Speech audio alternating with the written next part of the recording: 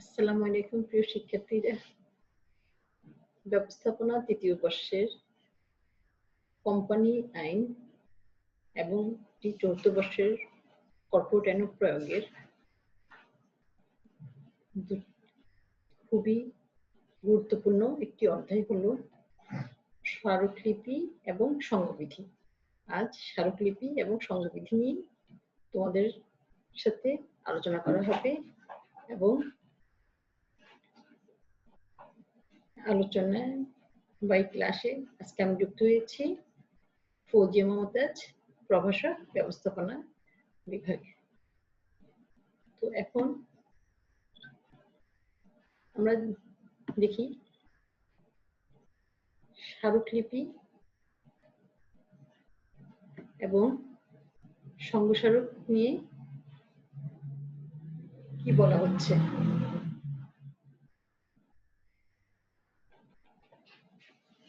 প্রথমে আমরা সংঘস্মারকটা দেখে নিই। আমি আবারও বলছি, এটা ব্যবস্থাপনা বিভাগের এবং হিসাব বিজ্ঞান ব্যবস্থা বিভাগের কোম্পানি আইন এবং হিসাব বিজ্ঞান বিভাগের কর্পোরেট আইন, প্রতিটাই এর জন্য গুরুত্বপূর্ণ।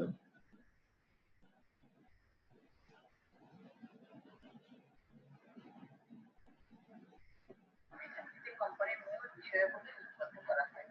এর মাধ্যমে কোম্পানির কার্যক্ষেত্র ক্ষমতার সীমা নির্দিষ্ট করা হয়ে থাকে। সংঘস্মারক বা স্মারকলিপি বলতে এই আইনের বিধানানুসারে প্রণীত কোম্পানির মূল সংঘস্মারক বা পরবর্তীতে তার সংশোধিত রূপকে বোঝানো হয়ে থাকে। সংঘস্মারকে কোম্পানির ওই সকল মৌলিক বিষয় লিপিবদ্ধ করা হয় যার ভিত্তিতে কোম্পানি নির্দিষ্টভাবে নিবন্ধিত করা যায়। এই সকল শব্দ সমভাবে শেয়ার হোল্ডার, পাওনাদার ও অপরাপর জনসাধারণের স্বার্থে লিপিবদ্ধ করা হয়। এখন আমরা দেখব সংঘস্মারক বা স্মারকলিপির আইনগত তাৎপর্য বা ফলাফল। একটি দেশের জন্য তার সংবিধান আইনগত মর্যাদা যেমন অধিক, এটি কোম্পানির জন্য তার সংঘস্মারকের মর্যাদা ঠিক একই ধরনের বলে অভিহিত হয় না। সংঘস্মারকের তাৎপর্য বা ফলাফলকে নিম্নোক্ত শিরোনামে সাজানো যায়। সংঘস্মারকের শর্তগুলি দ্বারা কোম্পানি ও শেয়ার হোল্ডারদের মধ্যে একটি চুক্তি অর্থাৎ আইনগত বন্ধনের সৃষ্টি হয়। ক্ষমতা বহির্ভূত কার্য। সংঘস্মারকে বর্ণিত উদ্দেশ্য বা এর মাধ্যমে প্রদত্ত ক্ষমতা বহির্ভূত কোনো কার্য শেয়ার হোল্ডাররা বা পরিচালকরা সম্পাদন করলে তা আইনগত অসিদ্ধ হয় এবং তা কোম্পানিকে আবদ্ধ করে না। সর্বসম্মতিক্রমে গৃহীত কোনো সিদ্ধান্ত দ্বারাও শেয়ার হোল্ডাররা সংঘস্মারক বহির্ভূত কোনো কার্য সম্পাদন করতে পারে না। আইনে উল্লিখিত কারণ এবং আইন মাফিক আনুষ্ঠানিকতা পালন করা না হলে শেয়ার হোল্ডারদের সর্বসম্মতিক্রমে গৃহীত সিদ্ধান্ত দ্বারাও সংঘস্মারক পরিবর্তন করা যায় না। সংঘস্মারক একটি মৌলিক ও সংক্ষিপ্ত বর্ণিত দলিল। তাই কোম্পানির উদ্দেশ্য থাকতে কোম্পানির সকল ক্ষমতার উল্লেখ নাও থাকতে পারে, ফলে মূল উদ্দেশ্যের জন্য অপরিহার্য আনুষঙ্গিক কার্য কোম্পানি সম্পাদন করতে পারে। কোম্পানির পরিচালকরা যদি কোম্পানির ক্ষমতা বহির্ভূত কোনো কার্য করে, সেক্ষেত্রে তার জন্য ক্ষেত্র বিশেষে কোম্পানি বা তৃতীয় পক্ষের নিকট তারা দায়ী থাকে। সংঘস্মারক ও সংঘবিধির মধ্যে কোনো বিরোধ দেখা দিলে শেয়ার হোল্ডাররা সংঘবিধি সংশোধন করে উক্ত কার্য অনুমোদন করতে পারে।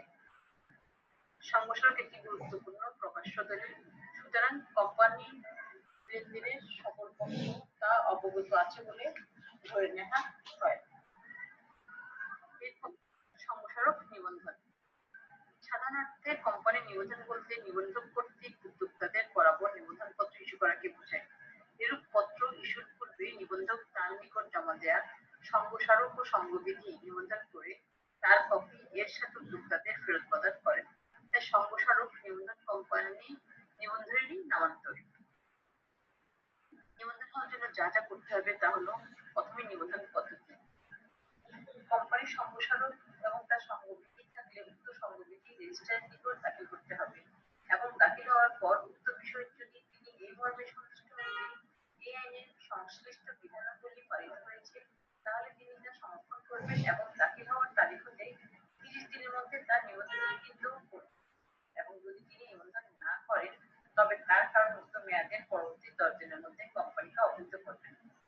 রেজিস্ট্রার কর্তৃক উপধারা 1 মোতাবেক প্রত্যাগত হওয়ার কারণে যদি কোনো ব্যক্তি প্রাপ্তির 30 দিনের মধ্যে সরকারের নিকট আপিল করতে পারবেন। আপিলের দরখাস্তের সাথে এত উদ্দেশ্যে নির্দিষ্ট হিসাব খাতে 250 টাকার ফি জমা করার নিদর্শন সম্বলিত ট্রেজারি চালান থাকতে হবে। ট্রেজারি চালান থাকতে হবে। তারপর হলো এই ধারার অধীনে কোনো আপিল সরকারের সিদ্ধান্তে চূড়ান্ত বলে গণ্য হবে। নিবন্ধনপত্র ইস্যু। কোম্পানি আইনের 24 এক ধারায় বলা হয়েছে, কোন কোম্পানির সম্প্রসারণ নিবন্ধনের পর রেজিস্ট্রার তার নিজ হস্তে এই মর্মে একটি পত্র প্রদান করবেন যে উক্ত কোম্পানি নিগমিত করা হয়েছে এবং কোম্পানিটি সীমিত দায় কোম্পানি হলে তাতে উল্লেখ করবেন যে দায়টি সীমিত দায় কোম্পানি এবং সর্বশেষ নিবন্ধনের ফলাফল। নিগমিতকরণের পত্রে উল্লিখিত নিগমিতকরণ তারিখ হতে সম্প্রসারণকে স্বাক্ষরকারীগণ এবং সময় কোম্পানির সদস্যমান এমন অন্যান্য ব্যক্তিগণ সম্প্রসারক বিস্তৃত নামে একটি নিগমিত সংস্থা পরিণত হবেন এবং অবিলম্বে উক্ত সংস্থা নিগমিত কোম্পানির সকল কার্য সম্পাদনের ক্ষমতা সম্পন্ন হবে এবং চিরস্থায়ী উত্তরাধিকার এবং সাধারণ সিলমোহর থাকবে। উক্ত কোম্পানির অবনতি ঘটলে এই আইনের বিধানাবলী অনুসারে তার সদস্যগণকে কোম্পানির পরিসম্পদে কোম্পানির সম্পদগুলো অর্থ প্রদানের জন্য দায় দায়িত্ব বহন করতে হবে। এখন আমরা পড়ব প্রাইভেট ও পাবলিক লিমিটেড কোম্পানির সার্বিক বিষয়বস্তু। 1994 সালের কোম্পানি আইনে বিভিন্ন ধরনের কোম্পানির জন্য আলাদাভাবে সংগঠনকে বিষয়বস্তু বর্ণনা করা হলো। তার মধ্যে ব্যাপক মিল লক্ষ্য করা যায়। আমাদের দেশে বহুল প্রচলিত শেয়ার মূল্য দ্বারা সীমাবদ্ধ প্রাইভেট ও পাবলিক লিমিটেড কোম্পানির সম্প্রসারণে যে সকল বিষয়ে উল্লেখ রাখতে হয় তা হলো প্রথমেই নামধারা, তারপর অবস্থান ঠিকানা ধারা। প্রথমে নামধারায় কোন কোম্পানির নামকরণের ক্ষেত্রে কতটি বিধিনিষেধ দ্বারা সাপেক্ষে কোম্পানি আইনে যে কোনো নাম অনুমতি দিতে পারে। কোম্পানি আইনে বলা হয়েছে কোন কোম্পানি এমন নামে নিবন্ধিত হবে না যে নামে নিবন্ধিত একটি কোম্পানি বিদ্যমান আছে বা প্রতারণার উদ্দেশ্যে একটি কোম্পানি নামের সাথে সাদৃশ্য রয়েছে। তবে বিদ্যমান কোন কোম্পানি অবলুপ্তি হওয়ার প্রক্রিয়াধীন থাকলে নিবন্ধক নির্দেশিত পর্যায়ে বিলুপ্ত প্রক্রিয়াধীন কোম্পানির অনুমতিক্রমে উক্ত নাম গ্রহণ করা যেতে পারে। সরকারি গেজেটে প্রজ্ঞাপনের দ্বারা অনধিকৃত বলে ঘোষণা করা হয়েছে এমন কোন নামে সরকার লিখিত পূর্ব অনুমতি ব্যতিরেকে কোন কোম্পানি নিবন্ধন করা যাবে না। জাতিসংঘ কর্তৃক গঠিত এর কোন অঙ্গ সংস্থা বা বিশেষ সংস্থা নামের সাথে বা শব্দ সংক্ষেপের সাথে সম্পৃক্ত কোন নামে জাতিসংঘ বা তার অঙ্গ সংস্থার ক্ষেত্রে সেক্রেটারি জেনারেল বা বিশেষ সংস্থার ক্ষেত্রে ডিরেক্টর জেনারেলের লিখিত পূর্ব অনুমতি ব্যতীত কোন কোম্পানি নিবন্ধন করা যাবে না। তারপর দেখো অবস্থান ও ঠিকানা ধারা। কোম্পানি নিবন্ধিত কার্যালয় কোথায় অবস্থিত তা এই ধারায় উল্লেখ করতে হয়। নিবন্ধিত কার্যালয়ের ঠিকানা উল্লেখের সাথে কোম্পানি বর্তমানে ও ভবিষ্যতে দেশের যে সকল অঞ্চলে বা দেশ পরিসীমার মধ্যে ব্যবসায় শাখা প্রশাখা বিস্তার করতে পারে তা উল্লেখ করা প্রয়োজন। কোম্পানি নিবন্ধিত কার্যালয়ের ঠিকানা কোম্পানির স্থায়ী নিবাস কি তা নির্দেশ করে। উদ্দেশ্য ধারা। সংগঠনের সবচেয়ে গুরুত্বপূর্ণ ধারা হলো এই উদ্দেশ্য ধারা। এটি কোম্পানির কার্যক্ষমতার সীমা নির্দেশ করে। কোম্পানি কোন জাতীয় ব্যবসায় বা শিল্পে নিয়োজিত থাকবে তা এই ধারা উল্লেখ করা হয়। কোম্পানি বর্তমানে ও ভবিষ্যতে যে সকল সম্ভাব্য কাজে নিয়োজিত হতে পারে সকল কিছুর গণনায় থাকা উচিত। কোন কোম্পানি সম্প্রসারণকে কর্তৃত্ব ক্ষমতার বাইরে কোনো কার্য করতে পারে না, করলেও তা ক্ষমতা বহির্ভূত কার্য বলে গণ্য হবে। পরিচালক এমনকি সকল শেয়ার হোল্ডার মিলে সিদ্ধান্ত নিলেও আইনে তাকে বৈধ করা যাবে না। তাই এই ধারা রচনায় যথেষ্ট সতর্কতা অবলম্বন করা উচিত। মূলধন ধারা। এই ধারায় কোম্পানির প্রস্তাবিত মূলধনের পরিমাণ উল্লেখ করা হয়। কোম্পানি সংগ্রহ করতে পারে না। এই পরিমাণ মূলধনকে কোম্পানির অনুমোদিত মূলধন বা নিবন্ধিত মূলধন বলা হয়ে থাকে। এরূপ মূলধন অবশ্যই কি ধরনের শেয়ারে এবং কত সংখ্যক শেয়ারে বিভক্ত এবং প্রত্যেক ধরনের শেয়ারের আংশিক ও অভিহিত মূল্য কত হবে তা সবিস্তারে উল্লেখ থাকতে হবে। দায় ধারা। কোম্পানির সদস্যদের দায়ের পদ্ধতি কিরূপ, অর্থাৎ দায় শেয়ার মূল্য দ্বারা সীমাবদ্ধ বা না জামিন দ্বারা সীমাবদ্ধ অথবা অসীম দায় সম্পন্ন তা উল্লেখ করতে হয়। সম্মতি ধারা দেখো। সম্প্রসারণের শেষ অংশে এই ধারাতে স্বাক্ষর প্রদানকারীগণ এই মর্মে ঘোষণা প্রদান করেন যে তাদের নামের পাশে বর্ণিত পরিমাণ শেয়ার তারা ক্রয় করবেন এবং সম্প্রসারকের বর্ণনা মধ্যে তারা কোম্পানি গঠন করবেন। সকল ধরনের কোম্পানির ক্ষেত্রেই কোম্পানি আইনে বর্ণিত আছে যে সম্প্রসারকের স্বাক্ষরকারীগণ কেউ কম শেয়ার গ্রহণ করবেন না এবং প্রত্যেক স্বাক্ষরকারী তাদের নামের পাশে গৃহীত শেয়ারের পরিমাণ উল্লেখ করবেন। সম্প্রসারকের বিষয়বস্তু। তারপরে আমরা যাব সম্প্রসারকের বিষয়বস্তু পরিবর্তন। সম্প্রসারক বা স্মারকলিপির পরিবর্তন। কোম্পানির সম্প্রসারক পরিবর্তন বেশ জটিল কাজ, কারণ এক্ষেত্রে অধিক আইনগত আনুষ্ঠানিকতা পালন করতে হয়। সম্প্রসারকের প্রত্যেকটি বিষয়বস্তু পরিবর্তনের ভিন্ন নিয়ম কোম্পানিতে বর্ণনা করা হয়েছে। প্রথমে আসছে নামধারার পরিবর্তন। বিশেষ সিদ্ধান্তক্রমে এবং লিখিত অনুমতি সাপেক্ষে নামধারার পরিবর্তন করতে হবে। কোন কোম্পানি তার নাম পরিবর্তন করলে নিবন্ধক তার নিবন্ধন বইতে কোম্পানির পূর্ব নামের পরিবর্তে নতুন নাম লিপিবদ্ধ করবেন এবং পরিবর্তিত অবস্থার পরিপ্রেক্ষিতে উক্ত কোম্পানির পরিবর্তিত নামে নিয়মিতকরণ একটি প্রত্যয়নপত্র প্রদান করবেন অথবা কোম্পানির নাম পরিবর্তনের কাজ সমাপ্ত হবে। তারপর আসে উদ্দেশ্য ধারার পরিবর্তন। এর প্রথমে আসছে বিশেষ সিদ্ধান্তক্রম। কোম্পানিতে বিশেষ সিদ্ধান্তক্রমে যে কোনো কার্য সম্পাদনের প্রয়োজনে কোম্পানির উদ্দেশ্য সম্পর্কিত তার সম্প্রসারকের ধারাসমূহ পরিবর্তন করতে পারে। তা হলো অধিকতর ব্যয় সংগঠনের ব্যবসা পরিচালনার দক্ষতা বৃদ্ধির জন্য, নতুন অথবা উন্নততর উপায়ে কোম্পানির প্রধান উদ্দেশ্য সাধন করার জন্য, স্থানীয় কার্যক্ষেত্র পরিবর্তন করার জন্য, এমন কোনো নতুন ব্যবসা আরম্ভ করার জন্য যা কোম্পানির বর্তমান ব্যবসার সাথে লাভজনকভাবে যুক্ত করা যায়। সম্প্রসারক উল্লেখিত কোনো উদ্দেশ্য সংগঠন বা পরিত্যাগ করার জন্য, কোম্পানির যাবতীয় ব্যবসা বা ব্যবসার অংশ বিশেষ অথবা একাধিক ব্যবসায় কোনো একটি বিক্রয় বা পছন্দ করার জন্য এবং অন্য কোনো কোম্পানি বা ব্যক্তির সাথে সংযুক্ত বা একত্রীভূত হওয়ার জন্য। তারপর আসছে আদালত অনুমতি গ্রহণ সাপেক্ষে উদ্দেশ্য ধারা পরিবর্তন হতে পারে। বিশেষ সিদ্ধান্ত গ্রহণের পূর্ব সিদ্ধান্তের আলোকে উদ্দেশ্য ধারা পরিবর্তনের জন্য আদালতের গ্রহণ করা আবশ্যক। পরিবর্তনের বিষয়ে আবেদন করার পর আদালত কর্তৃক অনুমোদিত না হওয়া পর্যন্ত তা কার্যকর হবে না এবং এগুলোই আমার নিবন্ধকের নিকট দৈর মজুরি দাখিল করতে হবে।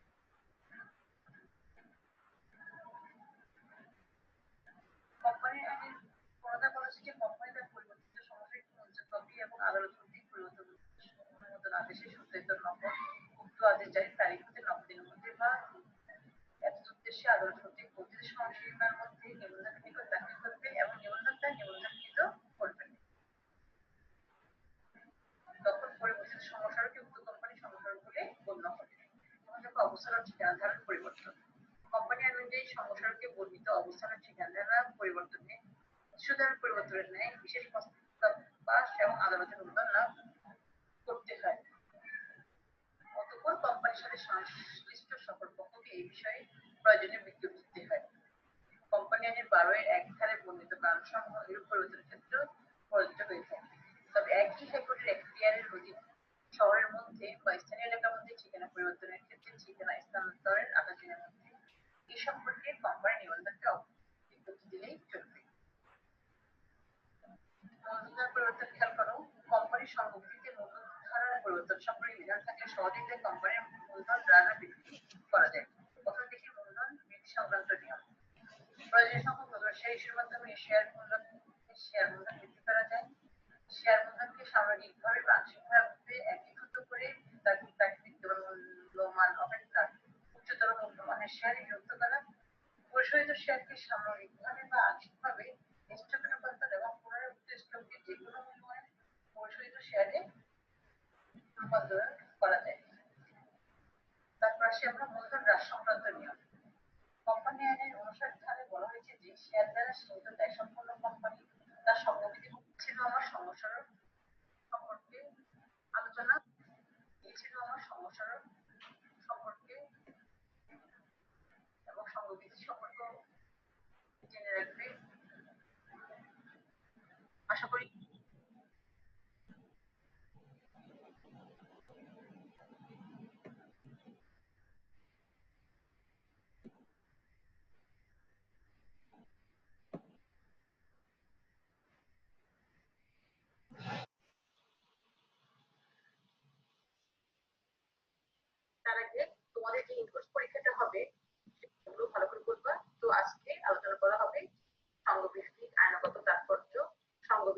বিষয়বস্তু। আমরা দেখি সংবিধি কি।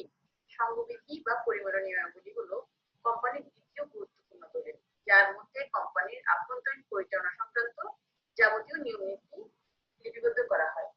এটি প্রতিষ্ঠানের অভ্যন্তরে নিয়োজিত বিভিন্ন ব্যক্তির ক্ষমতা, কর্তৃত্ব ও সম্পর্কে দিক নির্দেশ করে। স্মারকলিপির অধীনে এই দলিল কোম্পানির পরিচালনায় সর্বোচ্চ কার্যকরী ভূমিকা রাখে। দেখো, বাংলাদেশে গৃহীত 1994 সালের কোম্পানি আইনের 1 ধারায় বলা হয়েছে যে সংবিধি বলতে কোম্পানি আইনের তফসিল 1 বর্ণিত প্রবিধান সমূহের যতটুকু কোনো কোম্পানির ক্ষেত্রে প্রযোজ্য হয় ততটুকু সহ ওই কোম্পানির সংবিধিকে বোঝাবে।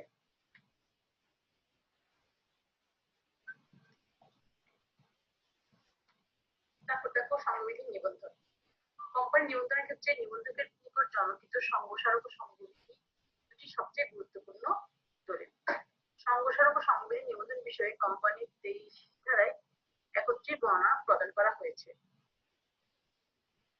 কোম্পানির সংঘস্মারক এবং তার সংবিধি থাকলে উক্ত সংবিধি রেজিস্ট্রারের নিকট দাখিল করতে হবে এবং দাখিল হওয়ার পর তাদের সম্পর্কে যদি তিনি এই মর্মে সন্তুষ্ট হন যে এই আইনের সংশ্লিষ্ট বিধানাবলী পালিত হয়েছে, তাহলে তিনি তা সংরক্ষণ করবেন এবং দাখিল হওয়ার 30 দিনের মধ্যে সেগুলো নিবন্ধীকৃত করবেন। তারপর দেখো, রেজিস্ট্রার কর্তৃক প্রত্যাখ্যাত হওয়ার কারণে যদি কোনো ব্যক্তি সংযুক্ত হন, তাহলে তিনি উক্ত প্রত্যাখ্যান আদেশ প্রাপ্তির 30 দিনের মধ্যে সরকারের নিকট আপিল করতে পারবেন। আপিলের দরখাস্তের সাথে ফি জমা করার নিদর্শন সম্বলিত ট্রেজারি চালান থাকতে হবে। এই ধারার অধীনে কোনো আপিলকে সরকারি সিদ্ধান্তে চূড়ান্ত বলে গণ্য হবে।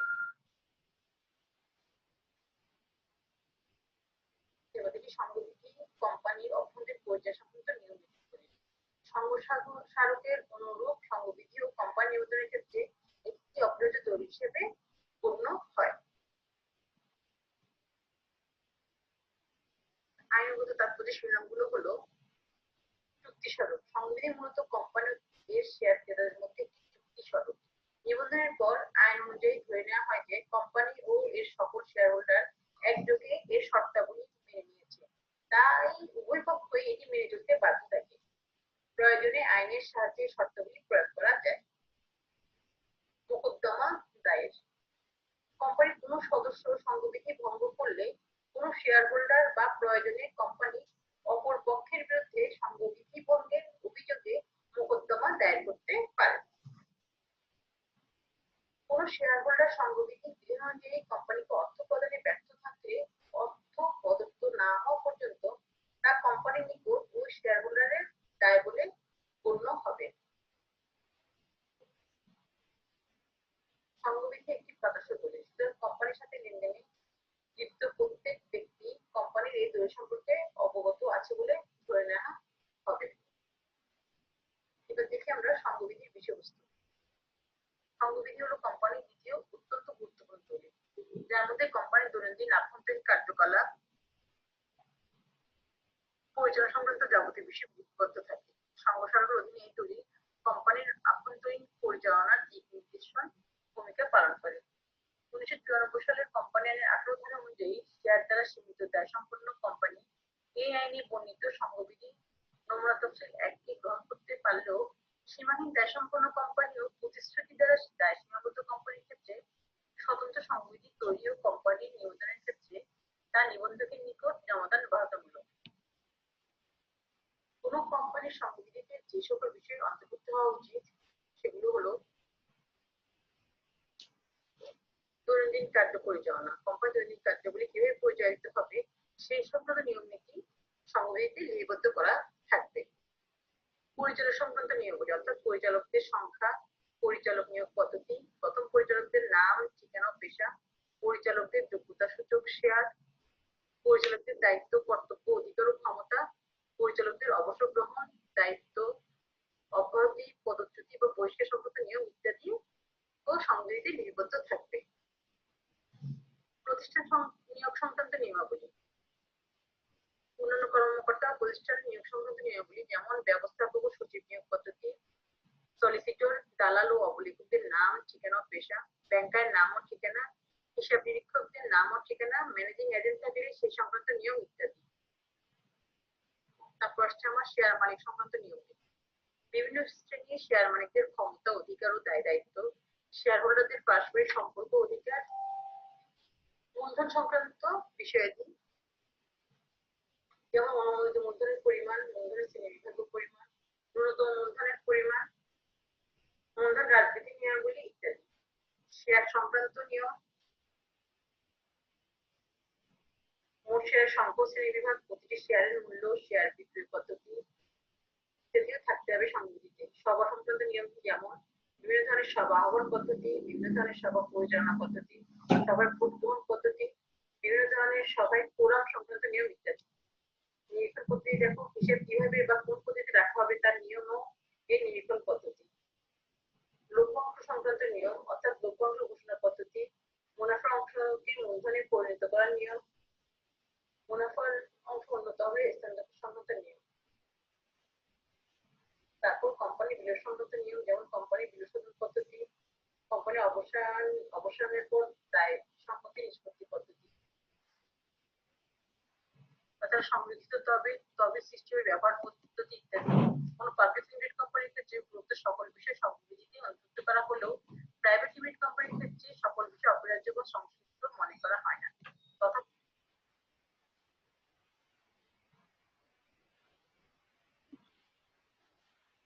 তাহলে তোমরা সংঘস্মারক ও সংঘবিধির যেগুলো বিষয় নিয়ে আলোচনা করা হচ্ছে সেগুলো ভালো করে দেখবে, কারণ পরীক্ষাটা সন্নিকটে চলে আসছে, বেশি দিন নেই। যদিও আমাদের কোম্পানি আইন একবার আমরা শেষ করেছি, এটা আমার আবার রিভিউ ক্লাস হচ্ছে। তোমরা ভালো করে পড়বে, ভালো থাকবে, সুস্থ থাকবে। তাহলে আজ এ পর্যন্তই। আল্লাহ হাফেজ, সকলেই ভালো থেকো।